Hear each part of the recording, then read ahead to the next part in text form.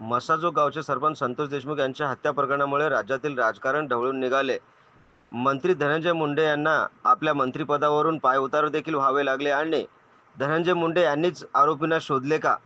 असे असेल तर मग पोलीस प्रशासन काय करत होतं? असे एक ना अनेक प्रश्न उपस्थित होताना दिसत आहेत.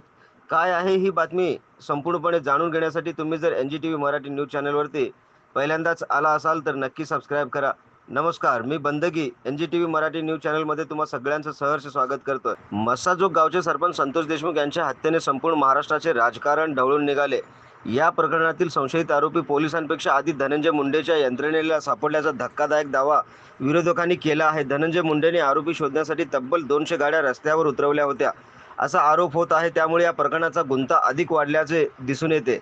नागरिकांना असाही प्रश्न भेडसावत आहे, धनंजय मुंडेंच्या तपासात पोलिसांपेक्षा पुढे कसा का? राजकीय वर्तुळात सध्या जोरदार चर्चा सुरू आहे की या हत्येतील आरोपींचा शोध लावण्यात पोलिसांपेक्षा धनंजय मुंडेंची टीम आघाडीवर होती.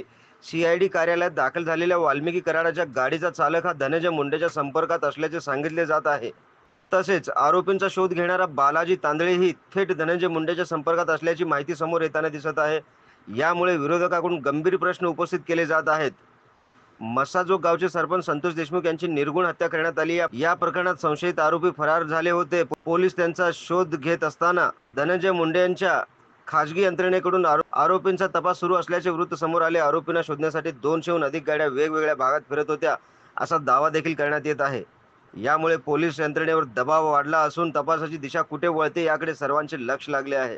या प्रकरणावरती विरोधकांनी सरकारवर आणि धनंजय मुंडेवर जोरदार टीका केली आहे. राज्यात पोलिसांची गरजच नाही का? जर नेतेच आरोपी शोधू लागले तर प्रशासनाचा उपयोग काय?